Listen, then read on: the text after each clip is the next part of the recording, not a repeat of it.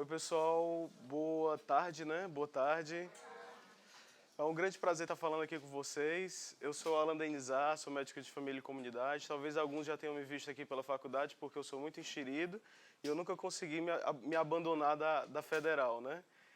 Aqui a gente está na medicina ou são vários cursos? Só medicina. Só medicina?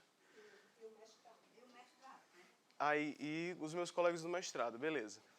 Então, assim, sou médico de família e comunidade, fiz o mestrado aqui na Universidade Federal do Ceará e com um tema que flertava com a espiritualidade, mas eu estou participando aqui de um grupo de estudos junto com os meus queridos amigos e a orientadora Ângela Linhares, que fala exatamente a respeito desse movimento de diálogo que a espiritualidade está fazendo com a saúde, né?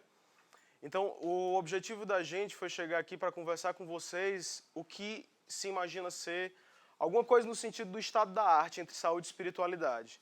Mas ao contrário do que geralmente se costuma fazer dentro da faculdade de medicina, que a gente envereda por muitos artigos científicos pesados, com associações epidemiológicas densas, eu decidi navegar por outro litoral e vou tentar abordar essa saúde e espiritualidade por esse litoral.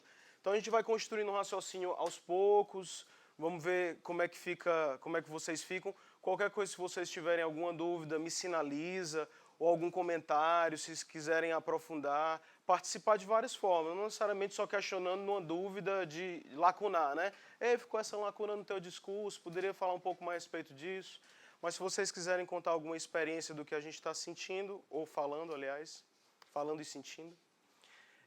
E aí, eu vou começar mostrando essa figurazinha aqui para vocês, certo? Isso daqui eu decidi mostrar a figura com um texto que eu achei extremamente significativo para ilustrar esse nosso primeiro momento de conversa. A Raquel de Queiroz, lá pelo finalzinho da vida dela, ela concedeu uma entrevista no sítio dela, casazinha muito humilde e tudo mais. E ela tem dividido em vários capítulos, né? Como é que foi a carreira literária dela e tudo mais. E lá pelo final ela começa a falar a respeito da religiosidade dela, da espiritualidade dela. Eu não sei se vocês sabem, mas a Raquel era ateia, né? Ela não acreditava em Deus. Só que é muito interessante, quando ela vai falando a respeito desse movimento da vida dela, ela diz que se ressente muito de não ter acreditado em Deus. Mas ela pega e diz assim, mas eu não acredito em Deus porque ele não deixou. Ele não deixou eu acreditar, porque eu tentei, mas eu não consegui. Mas ela fala a respeito da fé das pessoas com um carinho todo especial. Um carinho que ela até diz assim, ó, quem tem uma fezinha pequenininha que possa cultivá-la, agoie, adube, faça tudo para a sua fezinha render, porque é um dos dons que mais auxilia. E aí ela vai falar a respeito da perda da filha dela, que foi uma das perdas mais fundamentais e mais sofridas para ela, que ela entende, se ela tivesse o fundamento religioso, talvez ela não tivesse sofrido tanto, né? Então, na verdade, ela não critica, nunca criticou, sempre teve uma relação com os padres da Igreja Católica muito fundamental, embora socialista e tenha se envolvido militantemente com o socialismo, ela não entrava dentro desse mérito de a religião é o ópio do povo, jamais, né? Ou então dizendo assim, sim, é o ópio do povo, e daí todo mundo precisa de paracetamol, não é não? Para curar uma dor de cabeça e tal, né? Só que eu vou entrar dentro de uma perspectiva diferente. Eu amaciei vocês, mostrando que o tema é a respeito de saúde e espiritualidade, né? Acabei de falar a respeito de um momento muito especial onde saúde e espiritualidade entra, que é o momento do luto, da dor, da morte, né? Então esse momento foi um momento especial. A maior parte das sabedorias, as grandes sabedorias que a gente tem conhecimento, elas se fundam em torno do conhecimento da dor e da morte, desde os sumerianos, pessoal. Desde os sumerianos tem uma lendazinha lá a respeito de Gilgamesh, que a grande sabedoria dos Gilgamesh era falar a respeito do quanto foi doloroso o rei lá, que estava, o Enkidu, ter perdido um melhor amigo dele, que foi mandado por deuses. Então eles vão falar, a lenda fala a respeito, o máximo da lenda vai falar a respeito de uma busca pela longevidade, vai falar a respeito da dor de um ente querido e do amor. E como é que isso vai dialogar com a morte. Aí você vai, por exemplo, para as sabedorias budistas, o cara, que é o Siddhartha, quem gostar de Siddhartha muito aí, desculpa eu ter falado o cara. Mas aí, quando ele vai sair da redoma dele de proteção contra as dores, a primeira coisa que ele vai encontrar, um moribundo, um velho e um doente. Né? Então, a partir daí ele vai construir a sabedoria de vida, porque aquilo vai ser fundamental, vai ser uma grande transição para ele. Né? Mas, veja bem, eu acho muito importante começar a falar a respeito disso, muito importante, mostrando o quanto nós, na nossa faculdade, particularmente na medicina, que é filha direta do positivismo, de uma visão muito objetiva e objetivadora da vida, o quanto nós deixamos passar muita coisa que enriquece a vida. A gente torna a vida meio que unidimensional ou oligodimensional quando ela é muito mais plural. E aí é por isso que eu vim falando a respeito disso, aproveitando essa lanterninha aqui, falando sobre luz em uma perspectiva sociológica. Vixe, bicho, o Alan tá viajando. Mas tem que viajar mesmo. Não se exima de viajar. E aí eu vou mostrar para vocês que são as grandes viagens que fazem com que a gente saia um pouco desse litoralzinho, essa perspectiva bitolada que a gente tem. Não que a gente vá anular as outras, mas para enriquecer. Esse cara aqui se chama Boaventura de Souza Santos. Ele é um sociólogo.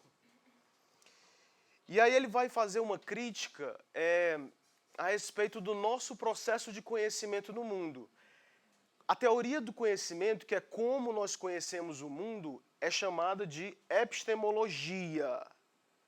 E a primeira pessoa que está talvez afeita com esse nome vai estranhar esse slide porque eu não falei epistemologia.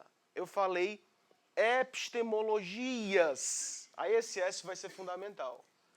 Porque o Boaventura vai mostrar para a gente, na perspectiva sociológica, que nós, na maior parte do tempo e na maioria das vezes, somos forjados em uma forma de conhecer a realidade que é diretamente relacionada a um tipo de produção de saber.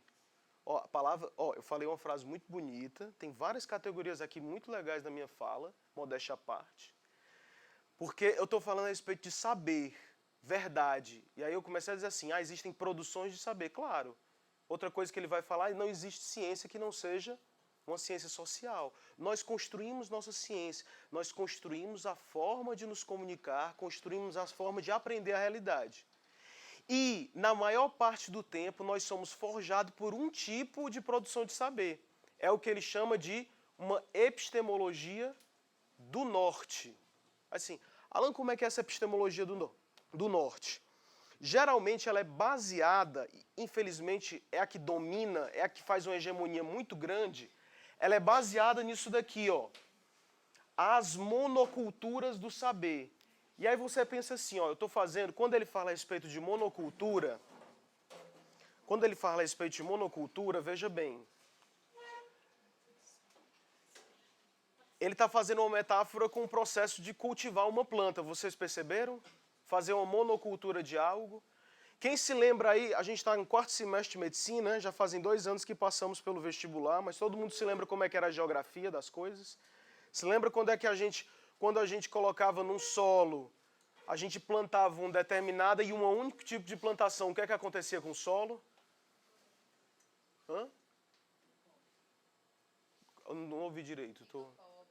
Mas tu não serve não, porque tu é do mestrado.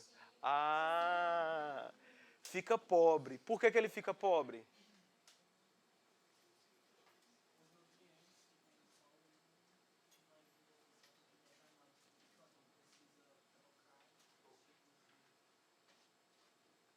Porque ele vai esgotar os nutrientes, né?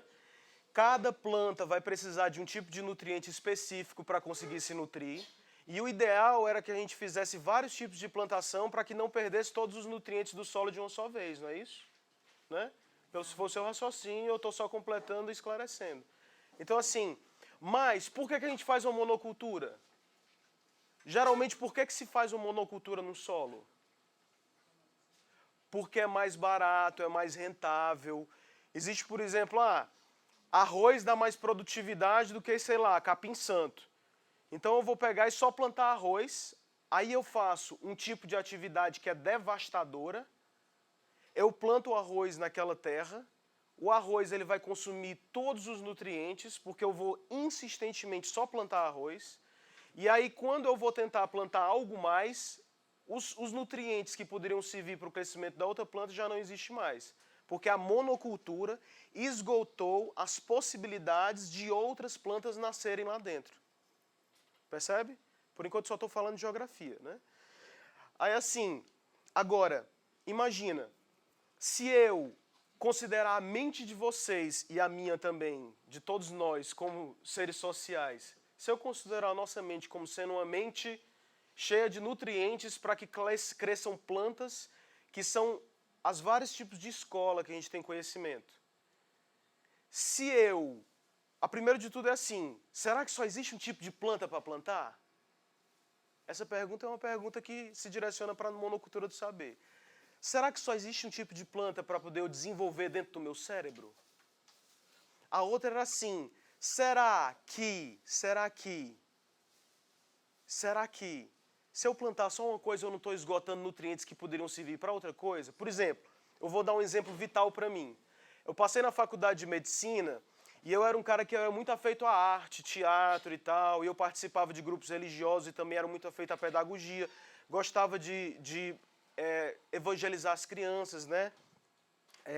Quer dizer, ensinar para determinados tipos de... Para ensinar para as pessoas as verdades que eu considero muito fundamentais, que são a do amor, presentes no Evangelho, algo muito do nosso ocidente, muito querido dos nossos corações.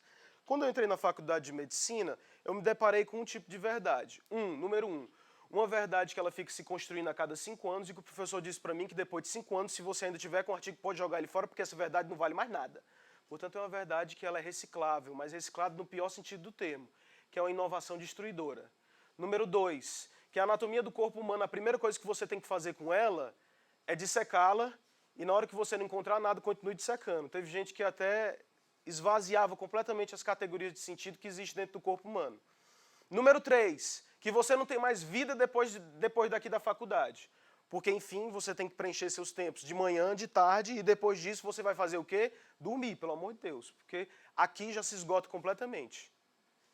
E aí o que eu fui perdendo? O meu contato com a arte, o meu contato com o teatro. E eu fui inventar na minha vida de concluir. Para eu conseguir concluir a faculdade de medicina, o que é que eu tenho que fazer? Abandonar tudo isso e me dedicar completamente à faculdade de medicina. Qual é o movimento que eu estava fazendo?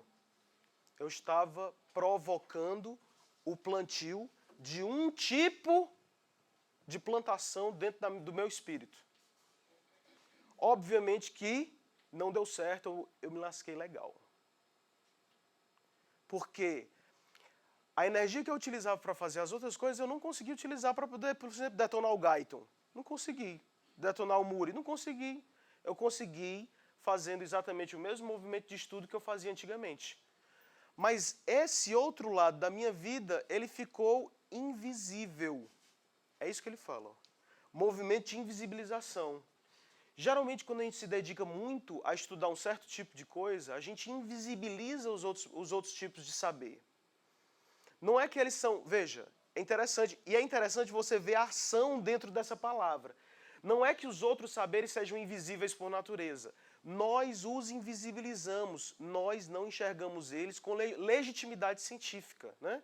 E aí ele propõe, obviamente, aqui, ó, tá a problematização, tá o diagnóstico do que ele está entendendo ser os nossos movimentos de ciência, e ele vai fazer uma proposta de superação da dicotomia. Quer dizer, o bem e o mal, o visível e o invisível, uma proposta de superação. É que não existe apenas epistemologias do norte, também existem, aliás, ele chama epistemologia do norte, que ela é predominante. É uma epistemologia que está baseada em produtividade, toda ciência que é produzida ela tem que gerar alguma coisa e geralmente gera para o mercado e para o capital. É uma ciência que ela está muito atrelada a uma visão de tempo e tempo progressivo, é um tempo que marcha a favor de alguma coisa, né? Então, ela é hierarquizada, existem determinadas pessoas que têm autoridade para falar a respeito dessa ciência e tem outras que não têm autoridade para falar dentro do campo científico, né? Então ele coloca vários atributos do que seria essa monocultura do saber da epistemologia do norte. E ele diz que existem invisibilizadas as epistemologias do sul. Essas epistemologias, aí você pode citar qualquer uma. E o mais maravilhoso é um fórum que foi criado por nós, seres humanos, que é uma coisa mais linda do mundo, Fórum Social Global, que inclusive ele faz um manual de instruções, o Boaventura. É um fórum que você chega e aí você, por exemplo, tem uma tenda falando a respeito do seu movimento que você está criando na sua cidade. Aí, por exemplo, você encontra uma tenda de palhaços, uma tenda de budistas e o processo dele de transformação radical do mundo onde eles estão. Uma tenda que fala um outro tipo de verdade, sei lá, de médicos homeopatas, ou então dos acupunturistas. E aí ele vai falando, existem várias tendas dentro desse fórum e que o grande mote é cada um fala o que tem que falar e não existe uma certa autoridade para legitimar se o que você está dizendo é certo ou errado. Então esse fórum é um dos que mais simboliza o processo de epistemologias plurais, ricas, do Sul. Esse Sul não vamos considerar simplesmente como sendo o geográfico, né? Embora que, por vezes, o geográfico ele condiz muito com essa leitura. Quer dizer, Estados Unidos, Europa, o pessoal lá de cima fica fazendo uma epistemologia que invisibiliza todas as epistemologias que a gente gera por aqui. Por exemplo, os nossos índios tremembés, os nossos quilombolas, populações que ainda são descendentes dos quilombos e que têm determinada tradição, determinada produção de saber.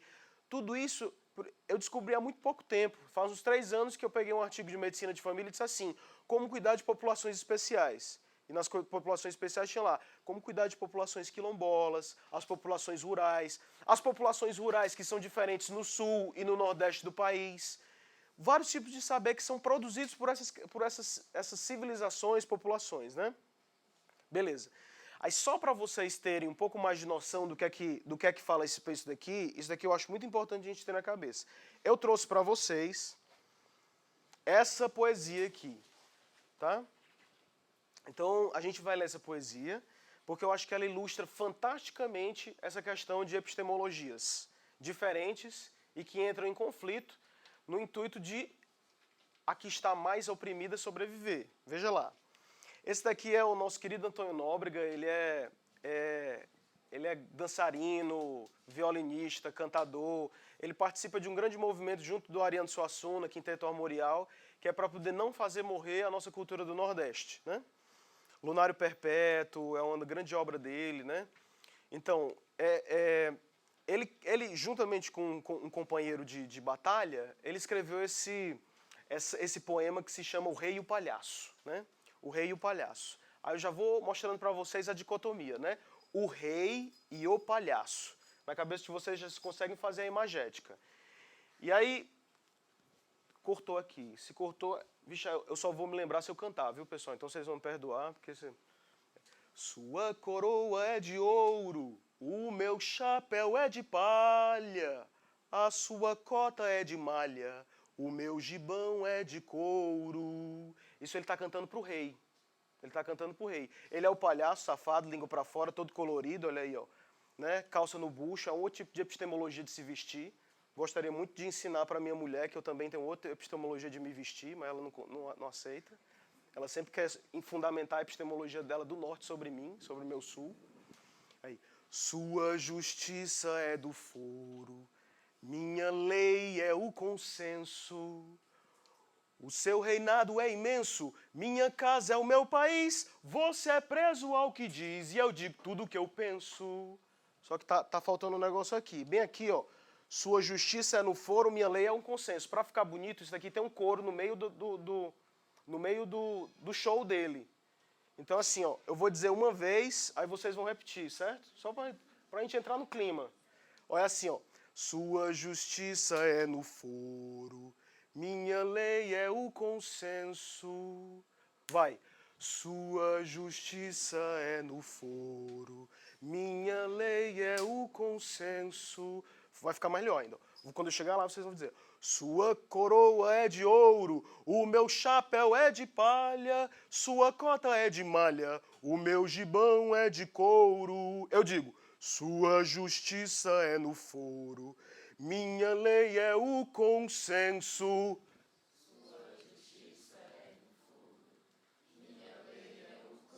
É isso que a Faculdade de Medicina faz em vocês. Perceba a epistemologia do Norte. A epistemologia do Norte eu nunca posso participar de uma aula de uma forma exaltada, de uma forma alegre e feliz. Eu sempre estou participando como se eu estivesse no Another Breaking the Wall do Pink Floyd. Sempre. Entendeu? Então não fico alegre quando eu peço para alguém cantar. Se eu cantar no meio de uma distologia, vão pedir para parar o violão. O que é isso? É uma epistemologia do norte. Então, eu vou só mais uma vez. Vocês vão falar com um pouco mais de felicidade, tá certo? Porque é bonito. Eles assim, ó. Sua justiça é no foro, minha lei é o consenso.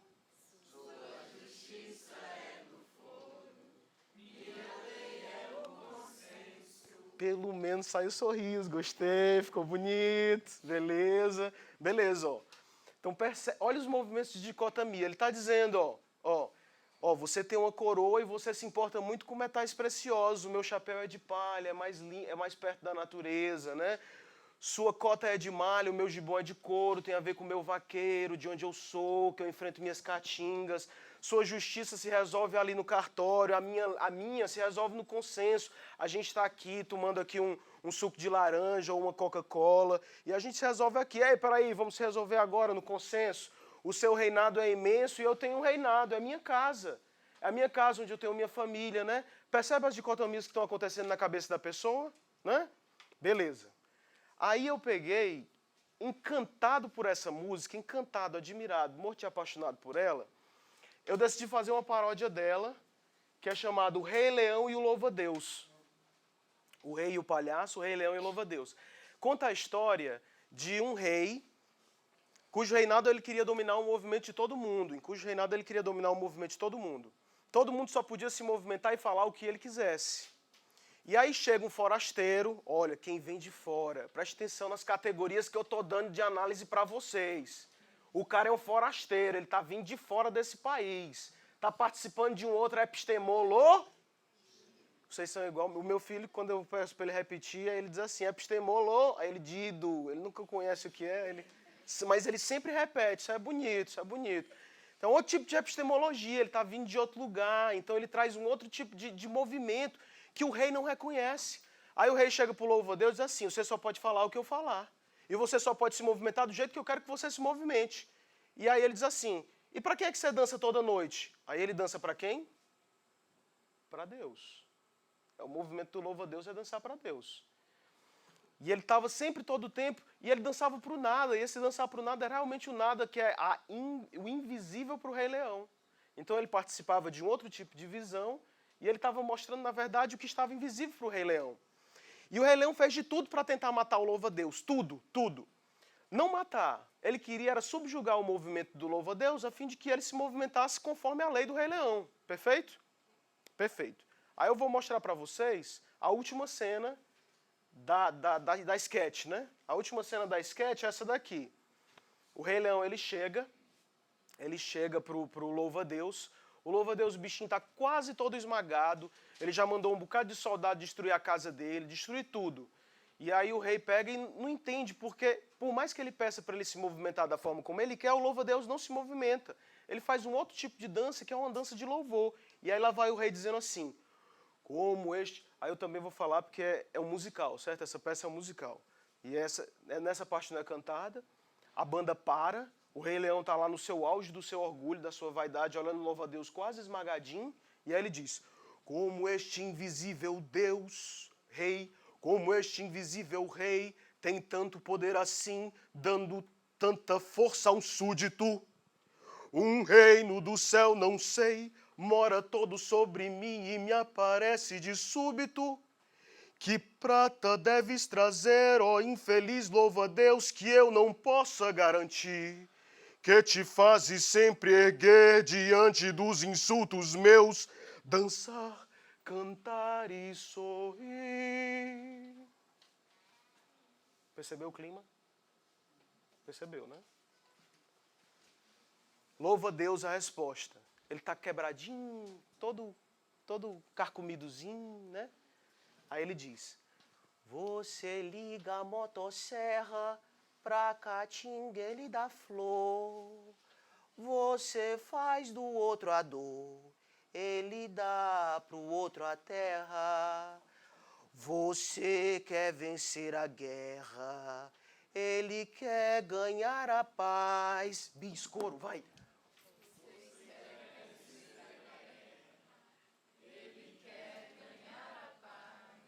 Você busca sempre mais, só quer ele o amor dos céus. Você se acha um europeu, ele é dos celestiais. Aí ele começa a cantar. E ele dança, dança até a última gota de sangue. É o que a gente chama na sociologia de movimento de luta e resistência a favor da sua epistemologia do sul, que não pode ser destruído por uma epistemologia do norte de qualquer rei leão. Essa categoria, vocês decoraram? Presta atenção. E aqui a gente vai falar exatamente do nosso processo de saúde e espiritualidade, pessoal. É um outro tipo de discurso, ó. É o discurso de, tem alguns que preferem a tecnologia e outros preferem a natureza ou a ecologia.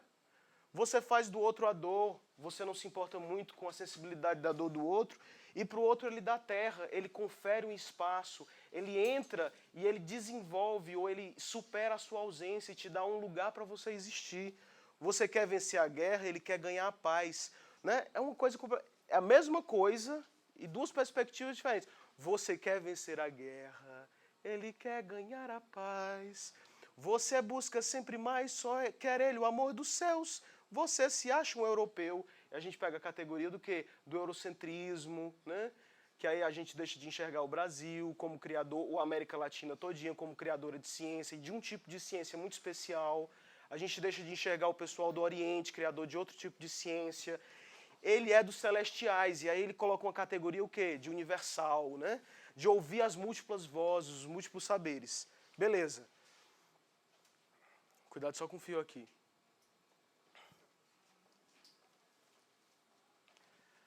Ok? Então, esse processo é um processo muito importante que eu acho que vocês têm que ter na cabeça. Nós participamos de um tipo de epistemologia. Muito bem? Ok. E aí a gente dialoga com esse cara aqui. O nome desse cara é Thomas Kuhn. Thomas Kuhn. Ele vai falar a respeito de paradigmas, que a gente pode resumir nessa frase. Não é muito bem assim como a gente pensa. Quando eu li Thomas Kuhn, eu achei fantástico. Por quê? Porque ele me mostrou que existe uma outra forma da história da ciência se fazer. Geralmente, quando eu tinha o meu pensamento de quê? De terceiro ano, não, oitava série, né? Oitava série do ensino fundamental. Eu pensava que a ciência se fazia assim. Me corrija se eu estiver errado, se a gente não pensa assim na oitava série. Na oitava série a gente pensa, essa verdade para chegar até aqui, ela derrotou vários erros, várias mentiras, várias formas erradas de enxergar a realidade. É por isso que ela é verdade, que ela está aqui no meu livro Sônia Lopes, por exemplo. Que ela está aqui no meu Sônia Lopes. Ela chegou aqui porque, enfim, ela derrotou várias verdades. E o Thomas Kuhn, ele era das piores ciências que talvez falem mais a respeito disso, porque é das ciências exatas, piores nesse sentido, tá? Desculpa aí pelo pior, quem for físico, o Césio que está me gravando, para ele não jogar essa câmera em mim. A física e as matemáticas, de forma geral, elas trabalham dentro desse conceito que, para eu provar alguma coisa, geralmente eu vou cancelando as variáveis que não estão fazendo parte do meu raciocínio. Até que eu chegue no meu raciocínio lógico-dedutivo do CQD, como eu queria demonstrar. E a minha demonstração geralmente vai anulando o que é mentira e erro, né? E aí eu pensava que na ciência era desse jeito. Para eu chegar num determinado lugar lá na frente, eu tinha que ir anulando o que era erro, né? E aí o Thomas Kuhn, que era físico e que foi estudar a história da física e aí se encantou com a história da ciência, ele disse que não é assim. O movimento, pelo menos é a proposta e a tese que ele lança. O movimento de construção da ciência não é um movimento linear, mas parece uma grande batalha. Geralmente, quando vai surgir uma nova forma de ver o mundo, existem várias opiniões divergentes. E naquele momento, nenhuma, logo no início, assim, no alvorecer de uma forma de pensar, nenhuma se sobrepõe à outra. Nenhuma. Então, por exemplo, vamos falar sobre a nossa medicina. Vocês sabem que essa nossa medicina ocidental, a gente oficializou que somos o quê? Uma medicina baseada em evidências. Se a gente quiser, por exemplo, pesquisar sobre Zika, a gente vai no PubMed, vai no Medicina Baseada em Evidências do UpToDate, né? E aí vai pesquisando as evidências. Então, medicina baseada em evidências que flerta muito com a epidemiologia clínica. Então, ela flerta com vários lugares. Mas existe um outro tipo de medicina, por exemplo, chamada homeopatia, que tem uma cosmovisão completamente diferente e que nasceu ainda no século XVI, XVII, XVIII.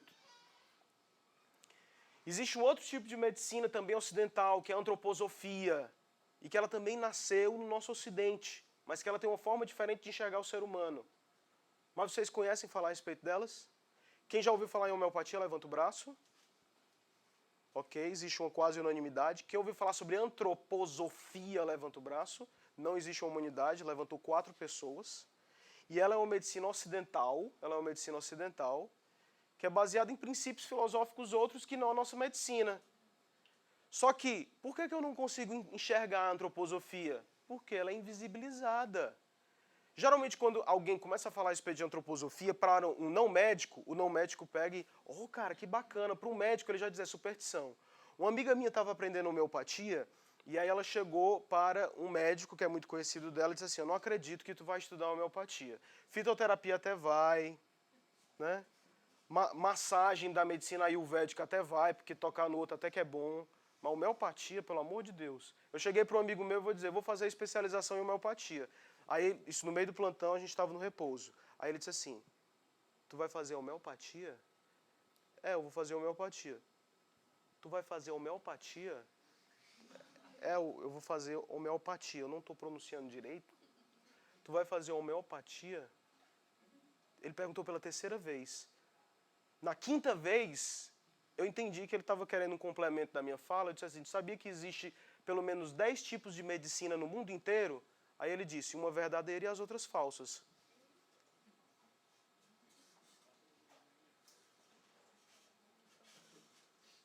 Eu posso continuar falando com uma pessoa dessa? Ela participa de um universo completamente diferente do meu. Completamente diferente. Não tem nem como eu continuar o diálogo. Ela está falando exclusivamente. E para ela. Ela só cultiva uma planta dentro da cabeça dela. Oh, beleza, tudo bem. E aí ele, quer dizer, ele mostra, então, o que eu chamei de modelo de pensamento, é o que o Thomas Kuhn colocou como paradigma. Então, geralmente é assim, ó, e é interessante, ó. A primeira coisa interessante, a história da nossa ciência não se constrói através de uma linearidade. Todo mundo pegou essa, né? Mas, na verdade, existem, como se fossem os terrenos, existem vários tipos de plantações que vão tentando pegar os seus nutrientes do solo. Por uma conjuntura político-social, uma planta floresce mais do que as outras e acontece um movimento de abiogênese. Ela suga tantos nutrientes do nosso arcabouço mental que ela acaba inibindo as outras formas de agir dentro da gente. Mas graças a Deus, olha aí, ó, que coisa interessante.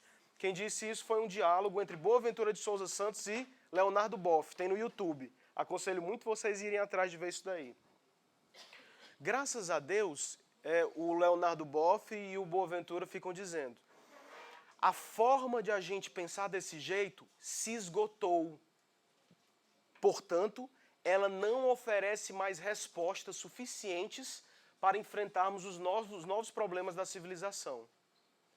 Teve uma pesquisa que foi lançada pela Rede Nacional de Pesquisas em APS, que ela mostrou que de 2002 para cá, veja bem, ó, de 2002 para cá, na Organização Mundial de Saúde, a gente está vivenciando um movimento de mudança de paradigma, pessoal. A gente está vivenciando, além de estar vivenciando toda a crise do Brasil e tudo que a gente está vendo na política, mas internacionalmente também, outras crises, tudo está em crise, inclusive os momentos epistemológicos. Eles fizeram análise dos artigos que estão sendo publicados de 2002 para cá, e os movimentos que a Organização Mundial de Saúde estão fazendo em referência a esses artigos, quando se coloca a categoria práticas integrativas e complementares. A princípio, a Organização Mundial ficava falando desse jeito, olha, devemos estimular mais as pesquisas quantitativas que suportem todo um resultado, né, que consigam corroborar com o governo para que nós tenhamos as práticas integrativas e complementares adicionadas ao nosso arcabouço terapêutico, né, só que com evidência científica. Só que de que evidência científica ela está falando? Aquelas da epistemologia do norte. Obviamente, as pesquisas não conseguiram concluir muitas coisas. De vez em quando sai uma pesquisa em grande cadeia de revista de alto impacto que mostra que a homeopatia não serve de nada, né? Ou a antroposofia, a acupuntura tem algumas pesquisas a mais, mas que elas detonam completamente a cosmovisão que existe ao redor da acupuntura. E aí, contudo, um movimento social está nos mostrando que as pessoas, apesar de a ciência não referendar que essas práticas tenham resultado, as pessoas se utilizam cada vez mais das práticas integrativas e complementares. O que é que está acontecendo? A OMS, vendo que as práticas integrativas e complementares são muito mais utilizadas, mais do que as pesquisas referendam, ela diz assim, ela foi melhorando. Pessoal, vamos fazer mais pesquisas, ainda quantitativas, 2005. Em 2010, pessoal, vamos tentar colocar algumas metodologias que consigam abarcar a singularidade dessas práticas? Vê? Vamos fazer pesquisas que consigam abarcar a singularidade dessas práticas? Então é exatamente o movimento de você abrir seus horizontes e tentar enriquecer mais a nossa visão, né? Beleza, ok. Todo mundo assistiu esse filme? O último, quer que eu conte o final? Jogos Vorazes. Mas todo mundo sabe que só para ilustrar mais ainda esse movimento de que a ciência não é tão sã, todo mundo sabe que aqui é um símbolo clássico de um poder de persuasão através da mídia que faz com que as pessoas reconheçam um tipo de verdade e não outro. Confere? Quem assistiu Jogos Vorazes aí? Só para eu ter uma ideia de com quem eu estou falando. Quem não assistiu... Não, o 1. Todo mundo? Quem não assistiu, vai assistir, pelo amor de Deus, fantástico. Para assistir também no cinema. Então aqui é o símbolo de um poder que encanta as pessoas e se utiliza de artifícios para poder dizer essa verdade que deve predominar e não a outra. Esse daqui, House of Cards, todo mundo tá acompanhando Netflix? Não, né? Nem todo mundo tem Netflix, mas quem acompanha House of Cards? Fantástico também. Isso daqui é um outro tipo de poder que mostra que a ciência é apenas um instrumento para a manipulação e do jogo político. Aí bem aqui, ó, ele está sentado na cadeira do Washington, né? E descendo sangue das mãos desse cara que é simplesmente o grande jogador do House of Cards, né? E bem aqui, ó, quem é esse cara?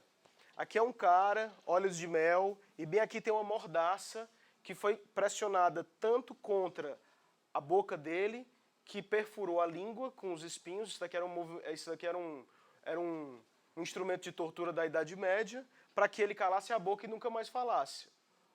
Obviamente que depois disso ele foi queimado, né? Esse cara aqui, eu trouxe ele para mostrar para vocês, é o Giordano Bruno. Sempre aconteceu na história da humanidade essa ideia de existem verdades que precisam ser caladas e outras que vão prevalecer sobre essas verdades caladas, que elas vão ser expostas, gritadas, enfim. Essas verdades a gente não ouve. O Giordano Bruno, naquela ideia de um monoteísmo, só que um monoteísmo que era radicalmente diferente da Terra, ele pregava que Deus era quase universal, mas que se misturava muito com a Terra, né? Falava a respeito também de uma grande coesão universal, que nós éramos manifestações de Deus. Isso foi tão fortemente contra as instituições que eram responsáveis pelas manutendoras ou produção de verdade da época da Idade Média, que ele teve que ser calado. Se eu abrir a discussão para vocês, vocês vão entender que existem várias outras pessoas que foram caladas nesse sentido, né? Então, a pergunta que eu quero deixar até agora é assim, ó. Quando nós olhamos a realidade, quem está sendo calado e quem é que está falando? Só isso. Quem está sendo calado e quem é que está falando? Ótimo. Ok. Aí eu trouxe para vocês algumas falas que falam a respeito de saúde e espiritualidade, né? São estudos. Então, outras evidências. Tem um cara na Universidade de São Paulo chamado Alexander Moreira Almeida. É uma pesquisa que ele está fazendo atualmente, 2011 até o presente momento. Ele está investigando estados de transe com neuroimagem funcional, que é aquele espectrofotômetro, né? Pois já faz, ó, desde 2011 que o Almeida está investigando em pessoas em estados de transe, entre eles, por exemplo, os médiuns que psicografam, né? E que fazem todas aquelas comunicações que acreditam-se ser de um mundo espiritual falando com o nosso, enfim, estados alterados de consciência. Ele está fazendo essa neuroimagem funcional. Essa pesquisa está rolando e está sendo financiada pela CAPES. Aí outra, ó, esse cara aqui que é o Caroli Rocha, ele conseguiu publicar, mas isso ele já tinha conseguido fazer uma tese sobre Parnaso de Além Túmulo do Chico Xavier, uma dissertação de mestrado, e no doutorado ele tinha feito sobre um dos autores que se manifestava pela psicografia de Chico Xavier, que era Humberto Campos. A tese de doutorado foi para saber sobre o que é que tinha a ver com a vida do cara, então ele fez uma tese tudo sobre isso. Humberto Campos, o que é que era o cronista quando não estava na psicografia de Chico Xavier e o que é que ele era depois, né? Então, aí ele consegue publicar numa revista internacional, por exemplo, Investigating the Feat and Accuracy of Alleged Mediumistic Writing, quer dizer, a acurácia e como é que as coisas se encaixam, né, na escrita mediunística. O caso de estudo das cartas de Chico Xavier. Então o cara fez uma pesquisa e publicou nessa revista aqui. Depois, isso daqui é uma referência, depois eu coloco para vocês se vocês quiserem. Isso daqui, ó, brasileiro, né?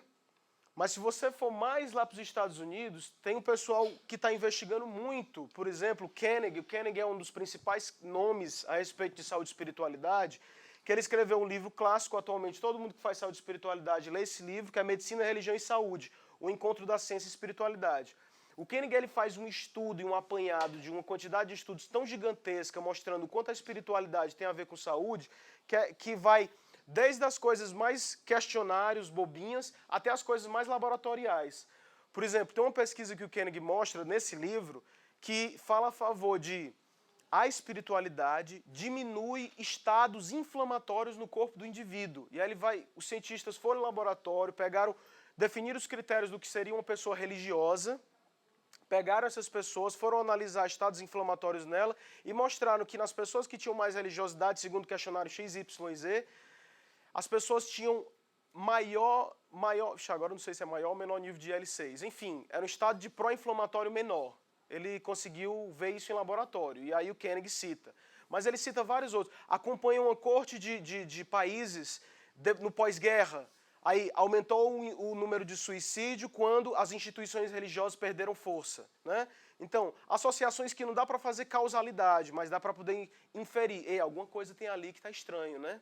A espiritualidade está inferindo ali, mesmo que seja no seu lado negativo. Quer dizer, a não existência dela está falando a favor de algum movimento social. Aí vem relaxamento mental, imagens mentais e espiritualidade, que é a siglazinha RIME, na ressignificação da dor simbólica da morte de pacientes terminais, feito pela Caterine Elias, também na Universidade de São Paulo. O que é que eles fazem? Eles pegam pacientes terminais e aí eles aplicam esse método aqui. Tem uma amiga da gente que vai estudar isso no doutorado dela, ela vai utilizar exatamente essa prática.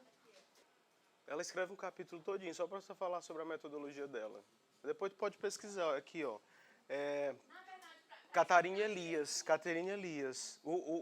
A pesquisa dela é tranquila, acho que é a Unicamp, é a dissertação digital da Unicamp, né? Não, mas isso daí, inclusive, só para vocês terem uma ideia, a professora tocou num ponto que eu acho fundamental. Por exemplo, na medicina de família, a gente tem uma crítica no sentido de análise sobre construção em cima do Código Internacional das Doenças. Sempre quando a gente vai lá para o campo do ambulatório, a gente tem que codificar as doenças, né? No meu boletim de atendimento ambulatorial, eu atendi o CID-10 tal, M54.4, que seria dor lombar, M54.9, que seria um lumbago com ciatalgia, né? Só que quando a gente chegou na medicina de família, a gente percebeu que o CID, independente do 10, 11, 12, 13, o que vier, eles não dão conta da maior parte das queixas dos pacientes que nos chegam no ambulatório de atenção primária. Então houve um esforço internacional para criar o que a gente entende como CIAP, que é o Código Internacional da Atenção Primária, que é o que geralmente quando o médico se depara com esse tipo de queixa, ele vai dizer assim, é pitch ou é besteira. Mas assim, pitch, besteira e nada são coisas que fazem parte de um tudo que a gente não conhece, que a gente não tem abordagem, que a gente não sabe como fazer. Então, por exemplo, quando alguém liga para a gente e diz assim, e agora o que é que eu faço? O cara que está no laboratório diz assim, não existe pesquisa suficiente para nós dizermos nada a respeito de você. E você não fez nada com a pessoa.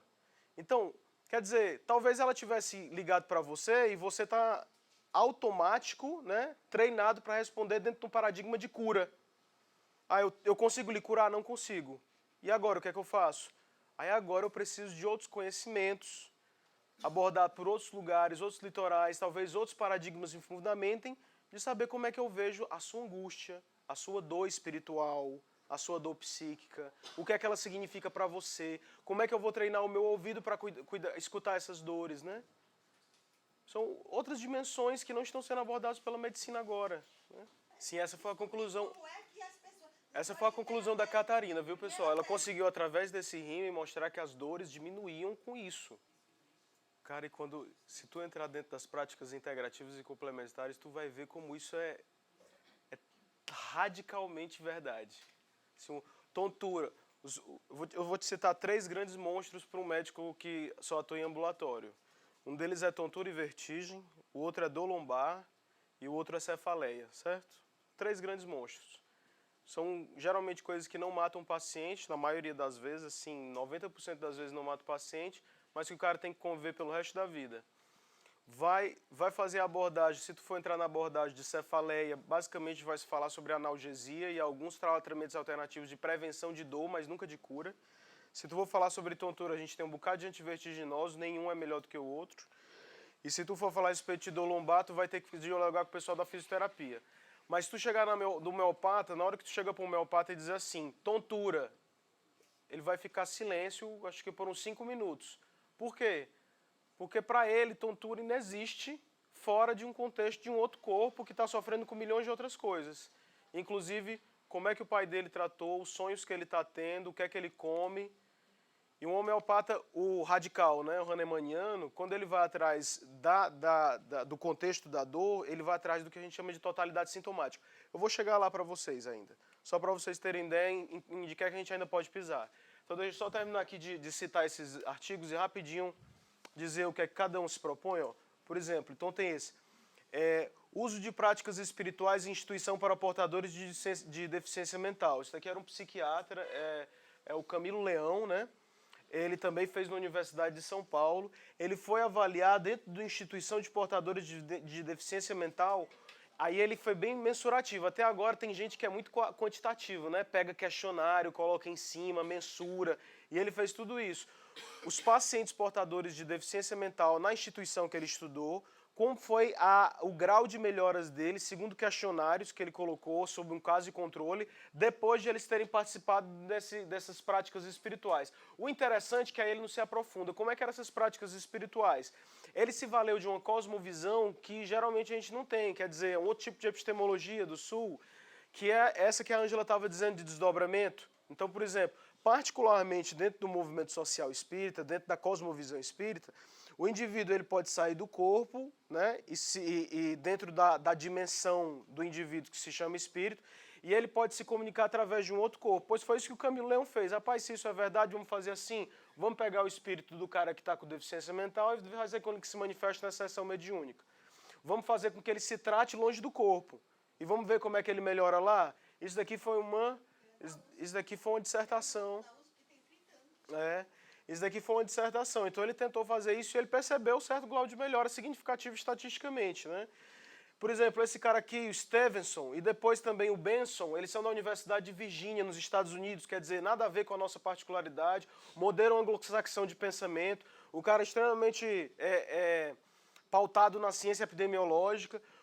Essa reencarnação em biologia são 2 bíblias, tem o volume 1, volume 2, volume 1 praticamente falando sobre a metodologia, o volume 2 falando sobre os casos que ele compilou, que ele foi atrás de quê? Ele foi atrás de relatos de crianças que diziam ter vivido em outras vidas, né? E ele foi comprovar, por exemplo, ó, na minha vida passada, eu enterrei um objeto precioso em tal lugar. Aí ele foi, constatava. Aí diz assim, ó, eu conheço minha família, fulano de tal, fulano de tal, fulano de tal. Aí coloca ela dentro de uma casa e aí pega os remanescentes daquela família que ainda estão vivos e que a criança cita, e aí ele vai lá, pois vai lá, vamos ver o que é que ela vai conseguir identificar. E na hora que ela entra na casa, ela começa a dizer, olha, eu morava aqui, meu quarto era aquele, e esse daqui é fulano de tal, fulano de tal, fulano de tal, fulano de tal. Acerta tudo, né? Então, assim, ele disse que 90% do que ele investigou e foram mais de 2.000 casos compilando, e ele depois fez outros estudos e outros estudos. Ele o quê? Ele coloca, veja bem, ele coloca como uma hipótese sugestiva e talvez a mais plausível que essas crianças são realmente identidades de outras vidas que agora estão se manifestando nessa, né?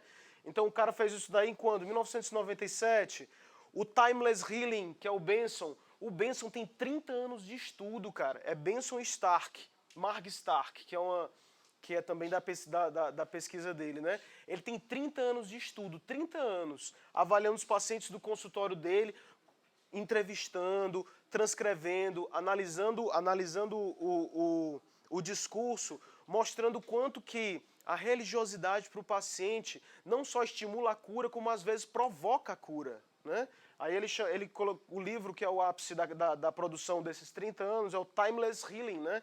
A cura que é atemporal, quer dizer, ele fala da atemporal e ele fala a respeito das práticas integrativas e complementares, o diálogo que ela tem com as grandes espiritualidades e sabedorias. E tem esse Moody, por exemplo, em 1975, Life After Life, que esse cara aqui, que é o Ramon Moody, que ele é o grande clássico falando a respeito das experiências de quase morte. É ele, e não a Elizabeth Kubler-Ross. A Elizabeth Kubler-Ross, ela fala em um prefácio do Moody, mostrando o quanto ele tinha uma metodologia impecável, né? Só que o que eu queria mostrar para vocês também está no meta-slide. Vejam aqui esse meta-slide, olha aqui, ó. Eu citei, preste atenção no texto, eu citei desde 2011 uma pesquisa que ainda está em andamento, até 1975 em ordem decrescente.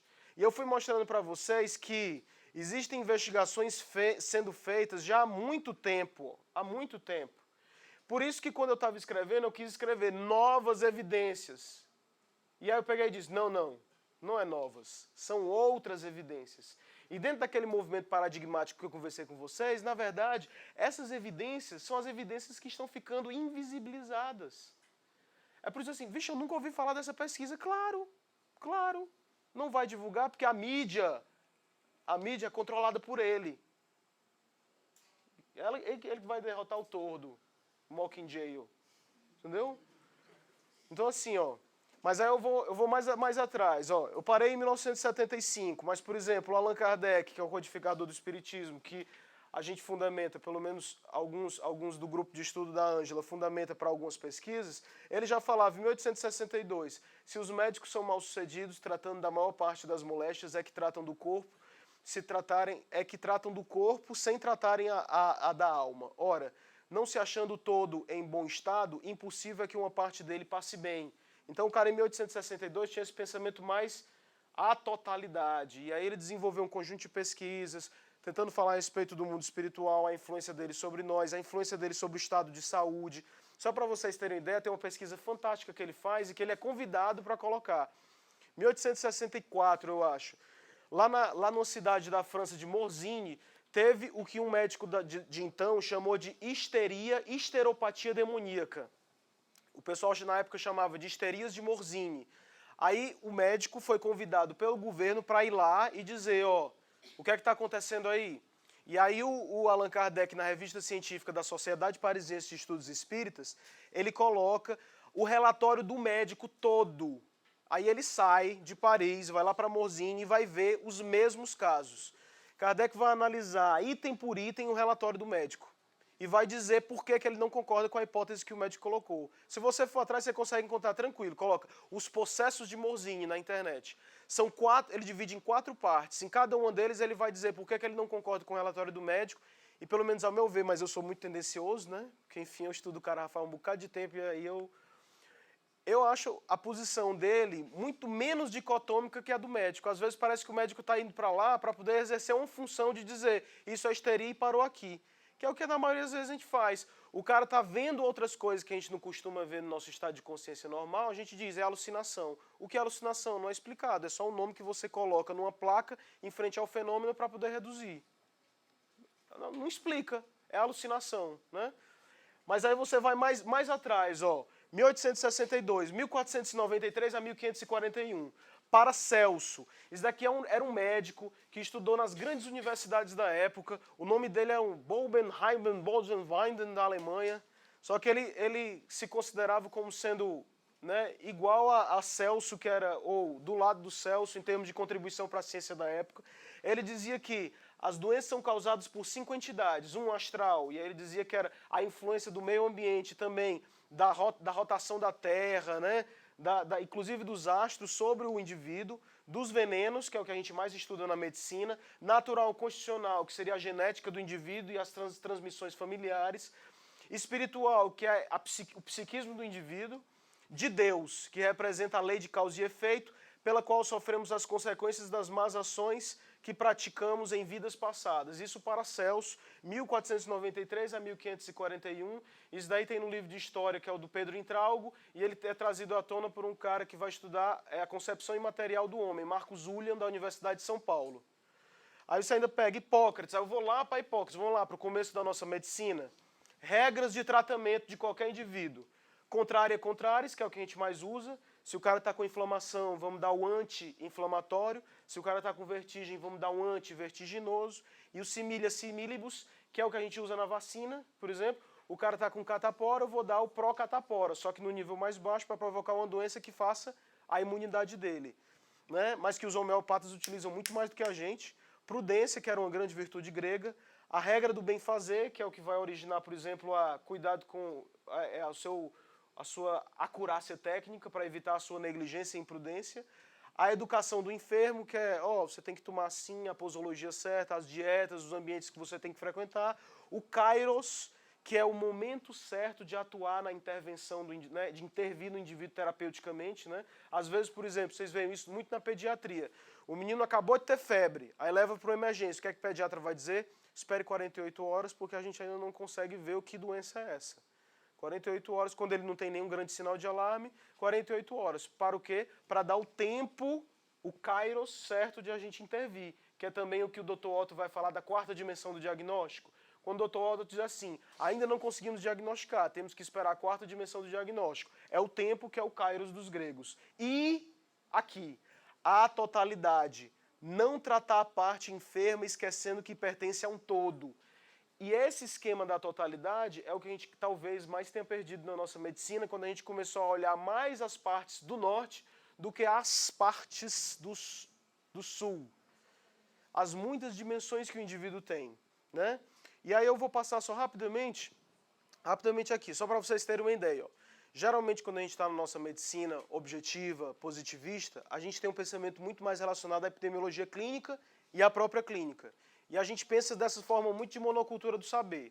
Só para vocês terem uma ideia, por alto, quem é que está sendo os fundamentos que embasam as pesquisas atuais? Porque nas ciências sociais a gente fala muito mais a respeito de várias escolas, né?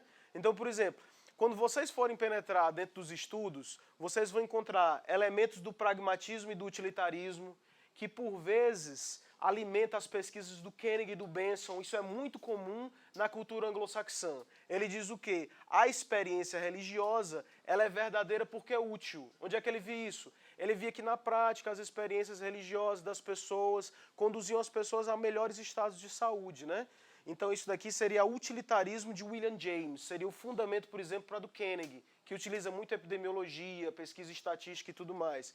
Aí você vai mais pela Europa, para a França, teve um grande movimento da antropologia cultural, que aí eu vou respeitar uma prática religiosa porque ela tem símbolos sem os quais uma sociedade não pode viver, que é o Lévi-Strauss e o estruturalismo, né?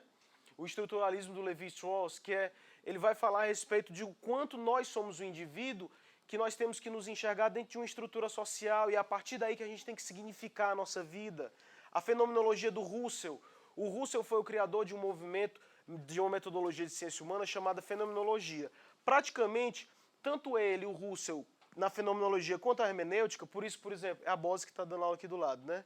A Bose, ela participa de um movimento de pesquisa qualitativa que se chama pesquisa metodológica com base fenomenológica hermenêutica. Quando a primeira vez que eu ouvi isso, eu pensava que estava me xingando, né? Mas é exatamente, ela une esses dois elementos.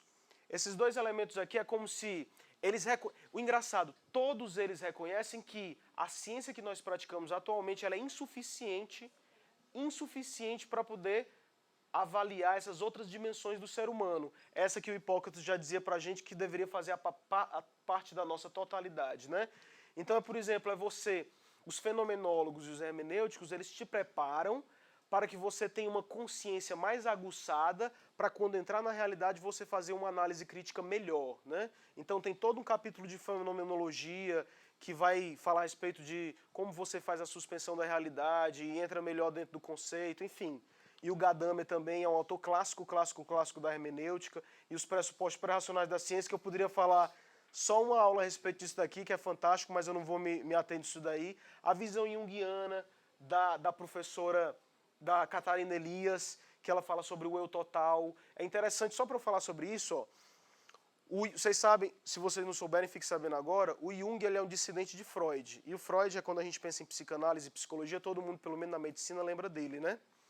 Só que o Freud, a grandeza do Freud foi o quê? Ele não foi ter descoberto o inconsciente não foi descoberto por Freud, os moralistas do século XIX já falavam a respeito disso, mas o Freud ele falou que o inconsciente é dinâmico.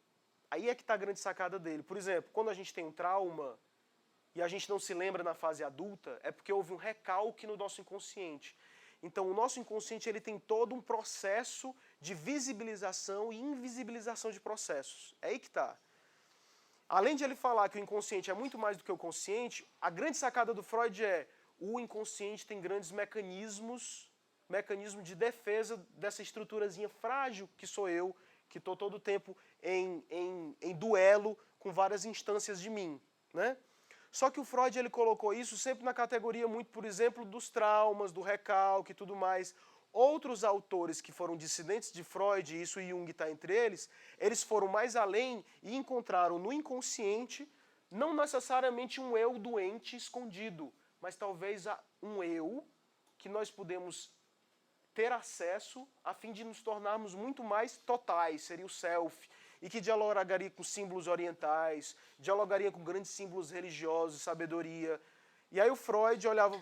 O Freud e o Jung eles viviam brigando, né? São talvez o outro símbolo aqui do rei e o palhaço.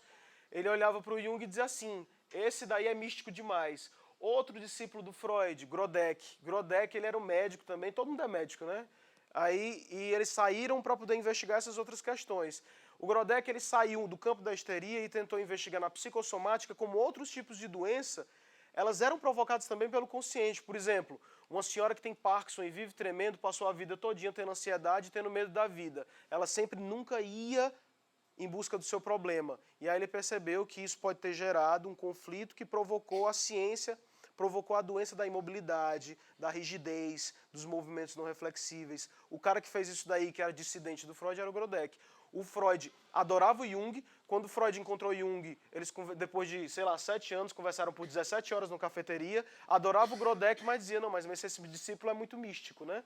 Então, quer dizer, é esse processo que a gente também faz constantemente de invisibilizar, deslegitimizar o discurso do outro, porque ele não participa da minha epistemologia. E, por final, o Espiritismo, que a Ângela citou, que é um movimento que ele praticamente diz assim, o mundo espiritual ele é uma realidade cognoscível. Ele não é só um devaneio de uma filosofia. Existem meios intermediários pelos quais a gente pode estudar e que pode entrar nas perspectivas desse mundo espiritual. Então, tudo isso daqui são vertentes que a gente penetra nela e diz assim, cara, eu vou estudar espiritualidade por aí. E estuda a religiosidade dos africanos, a religiosidade das pessoas, dos protestantes e tudo mais, a fenomenologia e a hermenêutica, os textos que eu as escrituras sagradas, como eu vou interpretar, as falas das pessoas, como eu vou interpretar sem reduzir, sem cortar, sem fazer com que elas não signifiquem alguma coisa, porque elas não são matematizáveis, entendeu? Beleza. Isso daqui eu tô já concluindo aqui minha fala, pessoal, que é assim, ó, a gente falou muito de paradigma, né? Então, assim, o paradigma da complexidade flertando com o paradigma do espírito. Então, assim, eu acho que talvez a grande mensagem que a gente tem que passar para vocês é que a gente tem que mudar a nossa forma de ver o mundo se a gente quiser encontrar outras coisas que existem no mundo, né? Isso vai desde do Pequeno Príncipe até Olavo Bilac, né? As coisas essenciais são invisíveis aos olhos e a gente só consegue entender as estrelas se a gente começar a amá-las.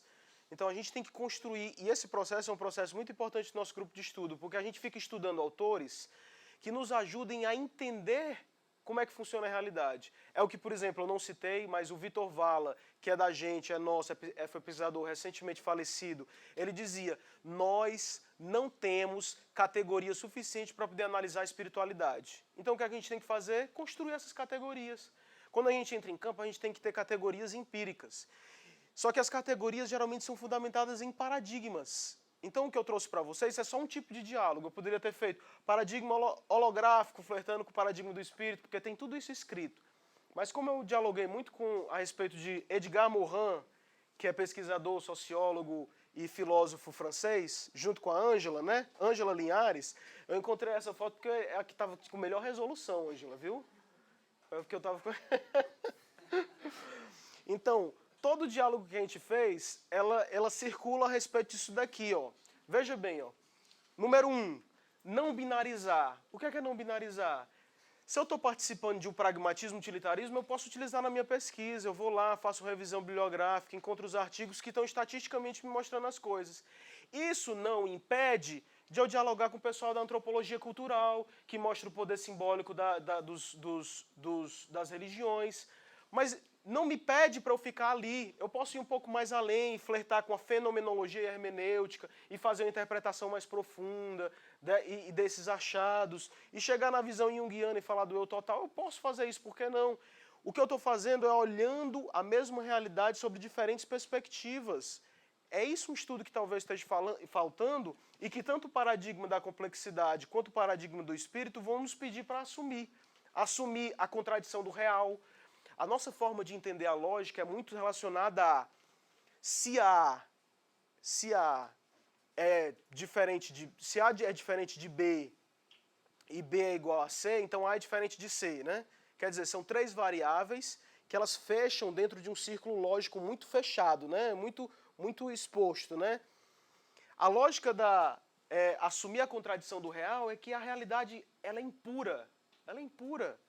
Por vezes você encontra uma verdade que ela na verdade, ela tem várias perspectivas, né? Então é sempre... Me dá um exemplo aí, todos vocês que estão binarizando e a Ângela está dando conselhos para não binarizar. Eu não sei, por exemplo, a questão do palhaço. Pronto, eu fiz a minha dissertação, foi sobre palhaçoterapia. O médico, ele olha o palhaço que entra lá dentro da enfermaria das crianças como sendo um monstro, porque ele carrega um bocado de bactéria que ele está abraçando todo mundo e fazendo um bocado de devaneios aí, piruetas. O palhaço geralmente olha para o médico como um monstro. Por quê? Porque nessa perspectiva de onde a gente está, ele está desumanizado, está muito mais técnico e tudo mais. Então, na verdade, nem é um, nem é outro. Talvez sejamos monstro todos nós. Que parte de mim está sendo monstro? E que parte de mim não está sendo monstro que eu estou enxergando em você um monstro? E como é que nós dois podemos nos unir a fim de fazer uma superação dessa realidade e tornar ela mais rica? Será que os monstros são ruins? Sair dessa categoria do ruim, do bem e do mal, entendeu?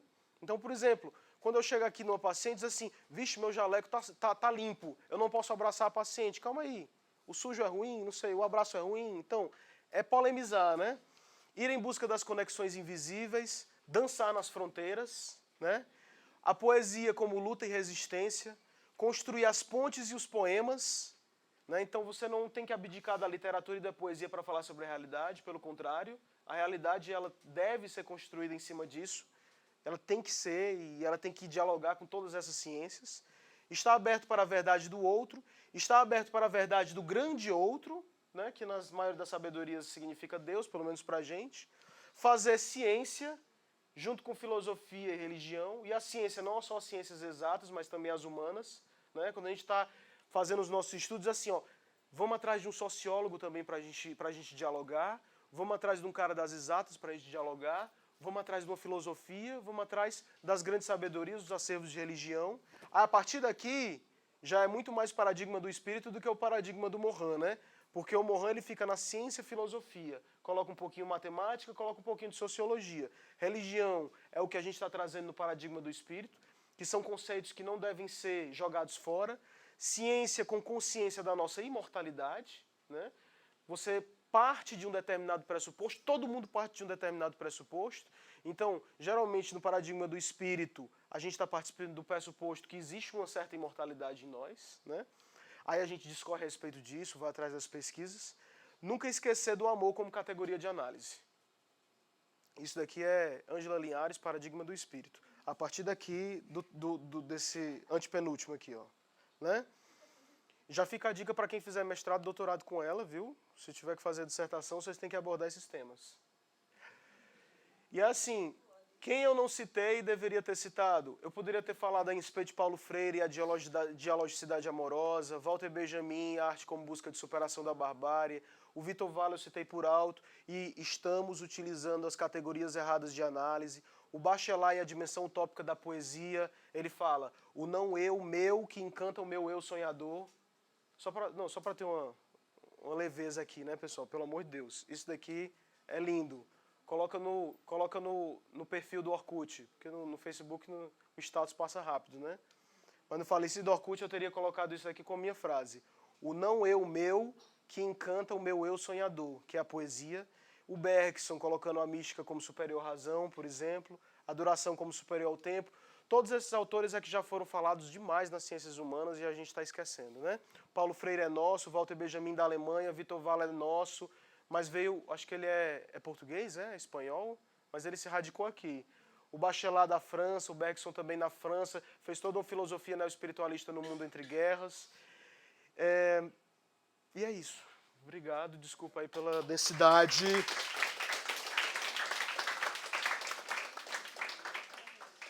Foi muito denso, né, pessoal? Eu entendo quem se... Eu entendo quem tenha se viajado um pouco, ido para outros lugares. Eu entendo aquelas pessoas que se desdobraram e foram para outros lugares, nessas técnicas de rime que eu fiz aqui. Mas eu agradeço muito todas aquelas pessoas que ficaram aqui conosco, firme e forte, faca na caveira. Muito bem.